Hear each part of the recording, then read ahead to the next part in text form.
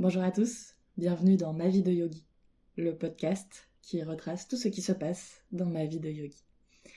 Alors aujourd'hui, c'est pas l'épisode que j'avais prévu d'enregistrer et de partager, mais voilà, j'ai trouvé que c'était assez intéressant de passer sur ce sujet-ci particulièrement, puisque ça fait quelques semaines que sur YouTube, la vidéo qui a la plus vue de ma chaîne, c'est la vidéo que j'ai intitulée Happy Belly.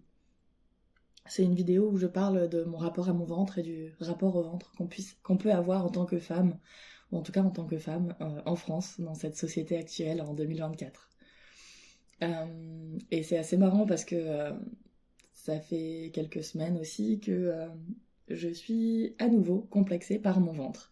Alors ça vient d'énormément de facteurs, et notamment du fait que j'ai pris du poids cet été. J'ai pris du poids parce que j'ai été malade, parce que j'ai pas été beaucoup présente chez moi et que j'ai pas eu mon activité sportive habituelle. Et puis parce que je pense que j'ai été pas mal stressée ces derniers mois. Pour ceux qui me suivent depuis quelque temps, vous savez, au mois de mars avec l'accident, etc. Et donc mes hormones ont un petit peu fait des siennes et ont fait que j'ai gonflé un petit peu. Alors, honnêtement, quand je réfléchis à tout ça et quand j'y pense à tête reposée et que je prends du recul, je me rends bien compte que ce poids-là, il est le reflet de ce qui s'est passé dans ma vie et que il est arrivé aussi vite qu'il pourra repartir. D'un autre côté, je me rends compte aussi que j'ai été beaucoup gênée et complexée par ce ventre qui a gonflé. Et d'autant plus la semaine qui vient de s'écouler. Alors, en SPM, évidemment, donc syndrome prémenstruel, forcément, tout ça est exacerbé, mais, mais j'ai été vraiment très en colère contre mon ventre, et ça a été compliqué pour moi de vivre cette colère après une partie de mon corps, avec tout le travail que j'ai déjà effectué pour apprendre à accepter mon corps et pour m'aimer tel que je suis, et notamment avec tout ce que je vous partage en ce moment et tout ce que j'essaye de vous transmettre, qui est à l'opposé de ce que je pensais de mon ventre. Le reste de mon corps, aucun problème. Vous le voyez sur la vidéo, pour ceux qui regardent la vidéo. Voilà, la cellulite sur les cuisses, les vergetures, tout ça, j'ai aucun problème avec eux. C'est normal, c'est naturel, c'est comme ça. Mais le fait que mon ventre est gonflé, ça a vraiment été compliqué. Et comme c'est à l'opposé de ce que je vous partage, j'ai vécu dans une certaine dissonance pendant quelques jours, voire 2-3 semaines. Et aujourd'hui, tout a changé. Je me suis levée, j'étais en forme, j'étais de bonne humeur. Aujourd'hui, mon ventre n'a pas bougé, hein, il est le même.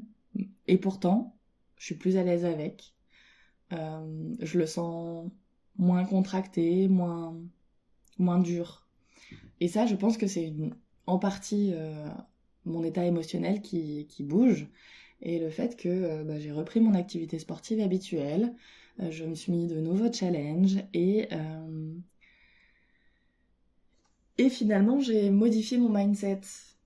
Et tout simplement en changeant mon état d'esprit et en retrouvant un équilibre différent dans ma vie, eh bien, l'image que j'ai de moi a changé. Alors que le corps que j'ai n'a pas du tout bougé. Et je trouvais ça hyper intéressant d'en parler dans un podcast et de vous partager ça, parce que même si c'est ce que je prône, et même si c'est ce que je vous partage, et ce que j'enseigne, et ce que je délivre dans mon programme qui s'appelle Ode à ma vie, dans lequel il y a un module complet sur le journaling, sur la méditation, etc. Et donc sur l'état d'esprit, eh bien je viens de le revivre pour la xème fois, hein, parce que je l'ai déjà vécu, je l'ai déjà ressenti, mais je le revis maintenant, et je me dis que ça peut être intéressant de vous le partager à l'instant T, vraiment dans le moment émotionnel que je vis aujourd'hui, où finalement, je le sais, je l'ai déjà vécu, mais je le revis, et je suis ébahie de à quel point ça tient à si peu de choses. L'image qu'on a 3, 4. L'image qu'on a de soi, finalement, elle dépend de beaucoup de facteurs et en même temps de pas grand-chose. Parfois, il suffit d'un changement, d'un déclic, d'un petit truc pour que tout change. Et, et pour ceux qui ont la vidéo, je voulais l'immortaliser et le montrer. Voilà, mon ventre n'a pas bougé. Il reste volumineux. On voit qu'il est gonflé. Et pourtant, il est moins douloureux. En sachant que j'ai mes premières crampes pré-règles. Hein, donc je suis vraiment sur, sur une journée où je sens que j'ai des crampes, j'ai de la douleur. Et pourtant, il est moins douloureux que quand il était tout contracté, comme s'il me formait une carapace. Là, je sens que les tissus se sont relâchés. Les tissus sont passés d'un état de crispation à un état de relâchement. Et même si je suis en pleine crampe menstruelle, eh bien, c'est moins douloureux et c'est plus facile à vivre. Alors je sais que c'est encore une fois une certaine dissonance dans ce que je raconte, mais, euh, mais ouais, j'avais vraiment envie de vous le partager parce que je trouve que c'est un moment magique de se rendre compte de ça. Et, euh, et la joie en fait. La joie ce matin de ne pas avoir comme première pensée en voyant mon ventre que je ne l'aimais pas. Et de me dire, ok, il est là. Et ben il est là. Que de me dire en faisant ma séance de sport que pour une fois c'était pas compliqué, c'était pas douloureux, c'était pas désagréable d'être en gainage. Ça fait des mois que le gainage est hyper compliqué pour moi, que je sens que je n'arrive pas à me mettre en gainage correctement et que je ne comprends pas. Parce que je sais faire du gainage, je l'ai appris, je l'ai intégré, j'ai jamais eu de souci à le faire. Et je sais qu'en me positionnant de telle manière, j'arrive à gainer correctement et être dans une bonne position. Et ça faisait quelques semaines, voire quelques mois, que il n'y avait rien. Ça ne marchait pas. Je me mettais dans la bonne position et je ne sentais pas le gainage se faire correctement. Et aujourd'hui, j'ai retrouvé mon gainage. Aujourd'hui, j'ai retrouvé un corps qui n'est pas complètement dénoué de toutes ces tensions. Il y en a encore, elles sont encore là. Mais aujourd'hui, j'ai retrouvé un corps où une partie des tensions s'est relâchée et a permis la détente complète. Aujourd'hui, j'ai réussi à me mettre à travailler sans complications, sans difficultés. Attention, le chat saute, voilà. Sans complications, sans difficultés, sans avoir du mal à allumer l'ordinateur et à me poser à mon ordinateur. Et j'ai réussi à faire des choses que je repousse depuis une éternité. Tout simplement parce que les crispations que j'avais en moi sont, pour une certaine partie, relâchées. Et là encore, je trouve ça fou à quel point le corps et le mental sont hyper liés. À quel point il suffit de peu pour que ça se débloque ou ça se bloque. Et voilà. Voilà pourquoi j'enregistre ce podcast aujourd'hui.